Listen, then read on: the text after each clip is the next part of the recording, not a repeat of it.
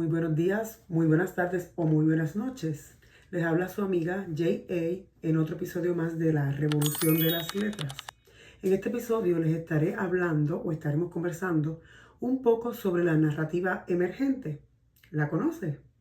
Si la conoces, perfecto. Quédate porque está muy interesante. Y si no la conoces, mejor todavía. Quédate porque hoy aquí te lo cuento.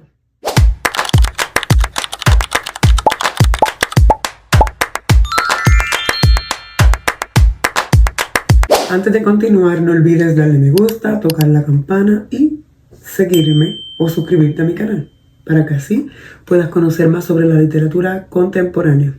Bueno, en este episodio de La Revolución de las Letras estaremos hablando, como ya les mencioné anteriormente, sobre la narrativa emergente.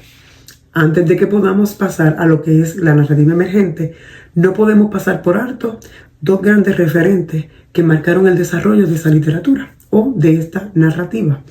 ¿Cuáles son estos grandes referentes? Tenemos un referente a nivel local, a nivel de Puerto Rico, y un referente a nivel internacional.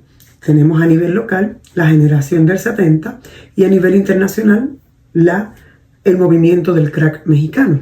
¿En qué consiste cada una de ellas?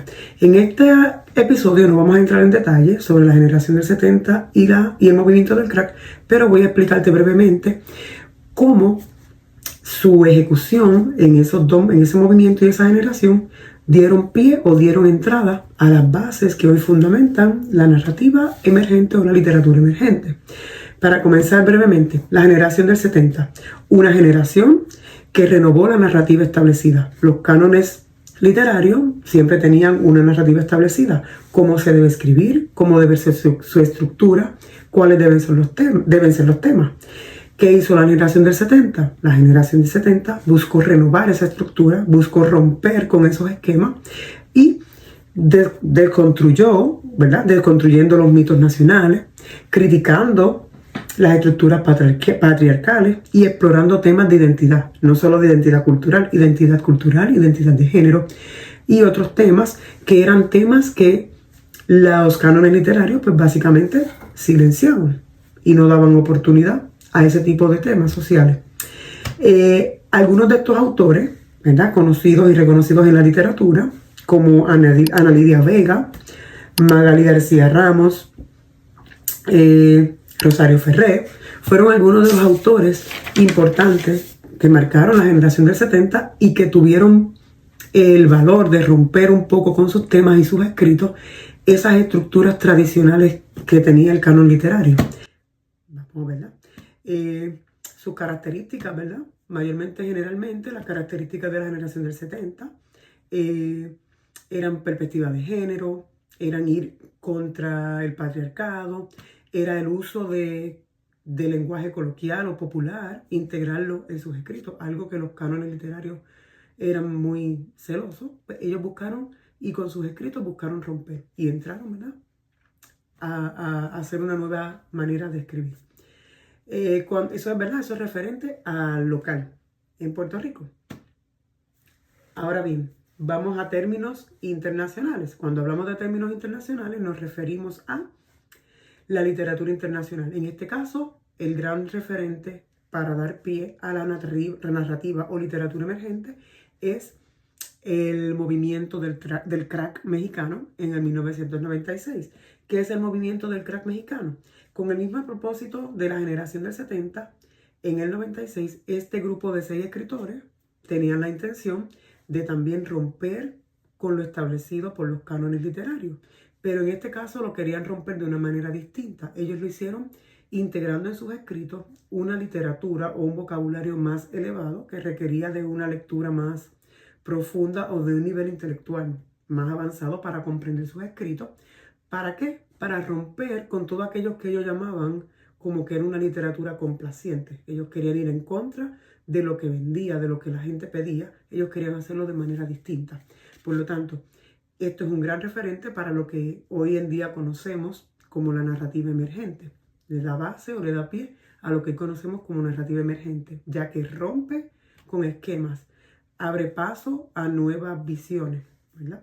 En el caso del movimiento del crack mexicano, pues eran 6 grandes escritores reconocidos como Jorge Volpi, Ignacio Padilla, Eloy Urroz, Pedro Ángel Palou y Ricardo Chávez. Este movimiento, al igual que la generación del 70, tenían como meta y propósito romper, cambiar, renovar, actualizar, ¿verdad? Todas esas palabras que queramos usar donde queremos modificar o actualizar algo que realmente pues entendemos que puede ser modificado aún en contra de lo que los cánones literarios establecían. Ahora bien, ¿qué es la narrativa emergente o literatura emergente? Cuando hablamos de la literatura emergente, tenemos que decir que son esas nuevas voces que han emergido en la actualidad o en la era contemporánea, partiendo desde esos grandes referentes que mencioné anteriormente. ¿Para qué? Para traernos voces que antes eran silenciadas, para abrir oportunidades en un ámbito, en este caso el ámbito literario, donde era tan cerrado solamente para un grupo selecto, abriéndolo a nuevas oportunidades, abriéndolo a nuevas voces que quieren ser escuchadas, ¿verdad? Abriéndolo a nuevos temas, a nuevas estructuras que van en contra, ¿verdad?, de lo que realmente establecen los cánones literarios, que muchas veces limitan lo que debe ser el arte de la escritura.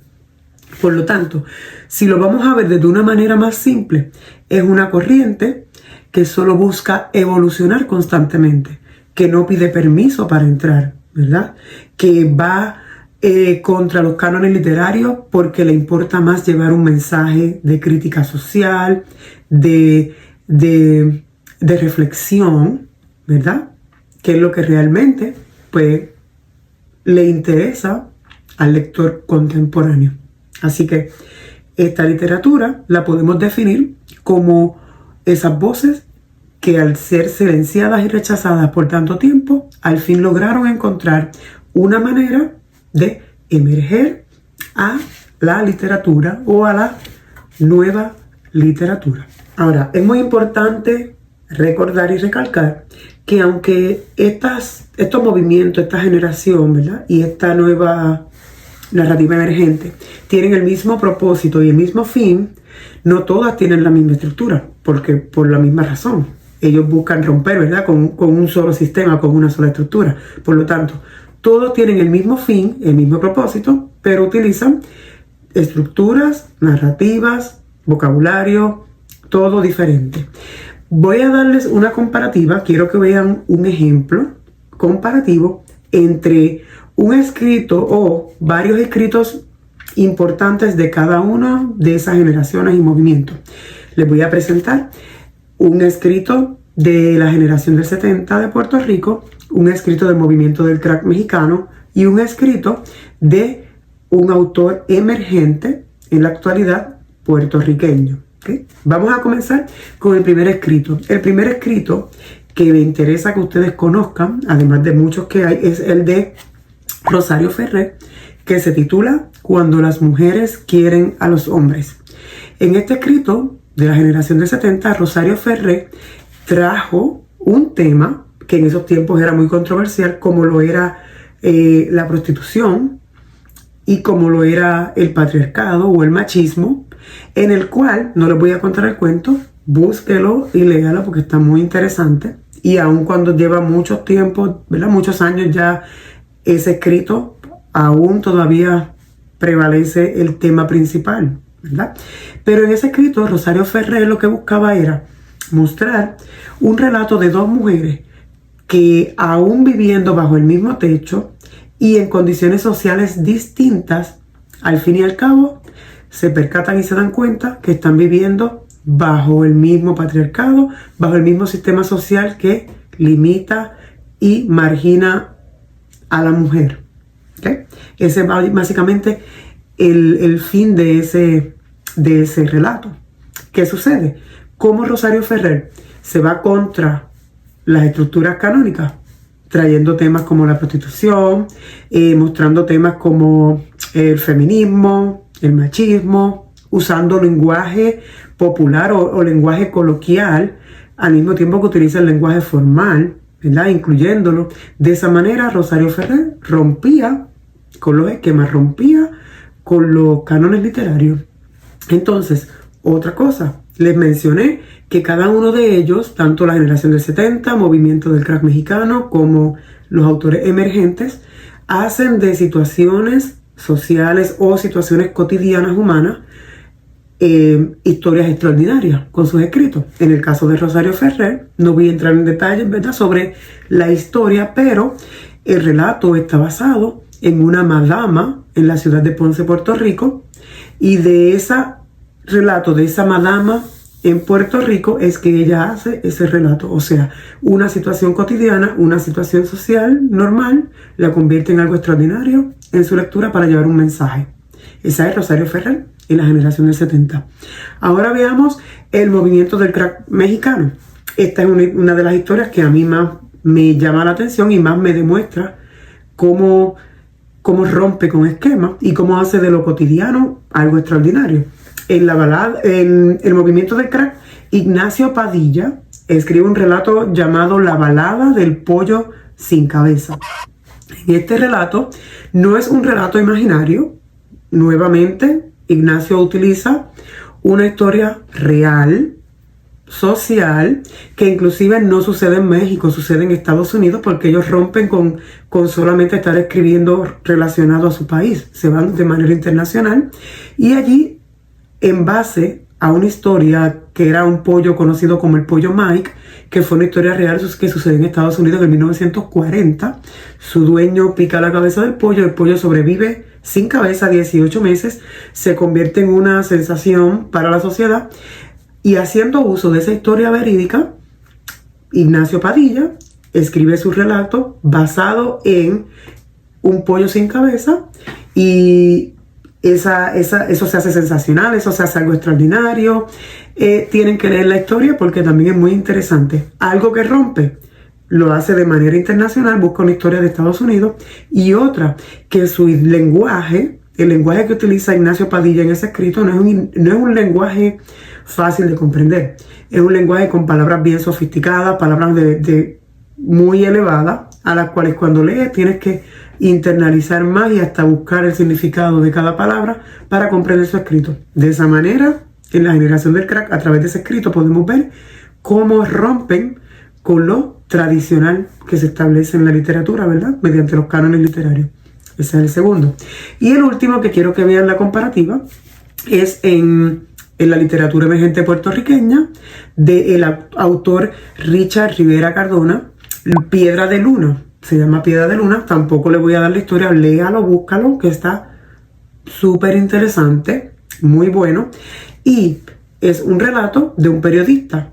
Se encontraba sin musa, no sabía de qué escribir, y en las páginas de internet ahí tropieza con la historia de esta mujer trans, y por ahí comienza para abordar temas como la prostitución, cómo marginan a ciertas comunidades como la comunidad LGBTQ+, ¿verdad?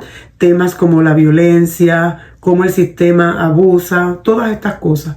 Entonces, de esa manera, Rivera Cardona también rompe con los esquemas tradicionales de llevar temas que realmente muchas veces incomodan, o muchas veces los cánones literarios quieren silenciar y quieren obviar, y como que no existe ante algo que es una realidad social y que debe ser vista y que debe ser, ¿verdad?, que se debe alzar la voz.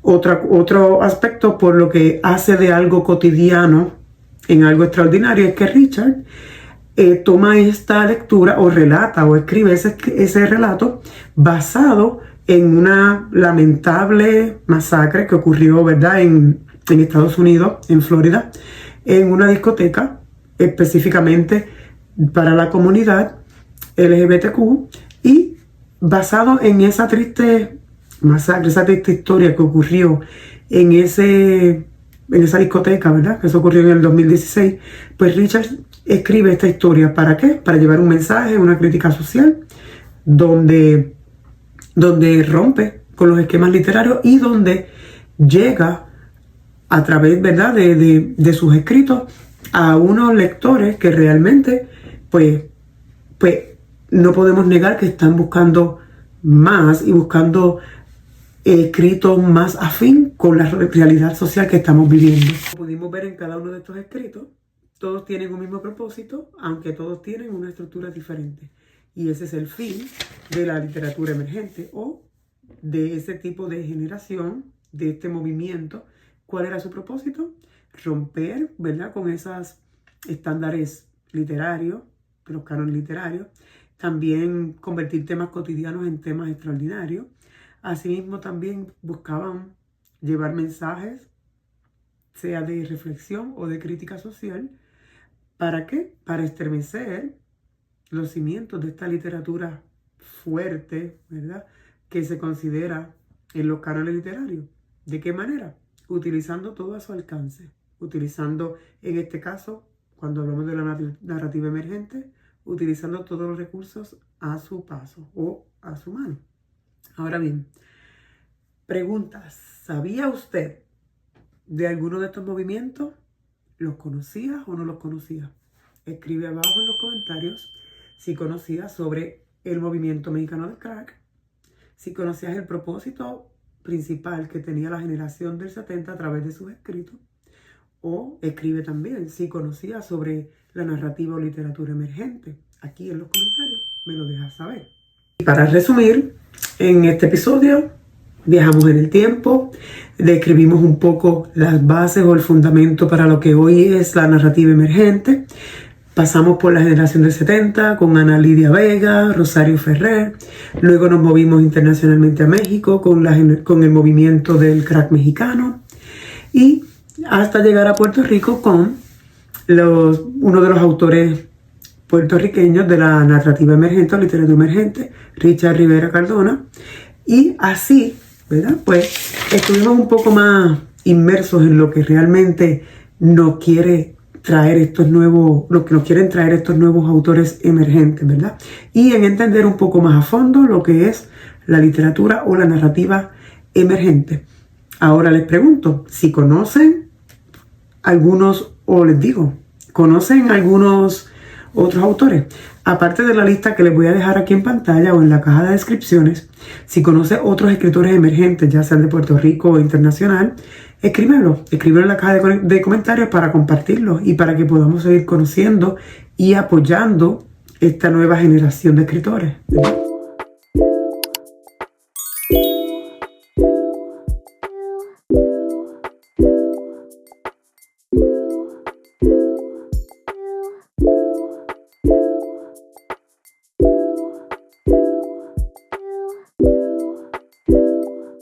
Yo me despido por un rato, los veo en el próximo episodio de La Revolución de las Letras, historias que rompen el molde.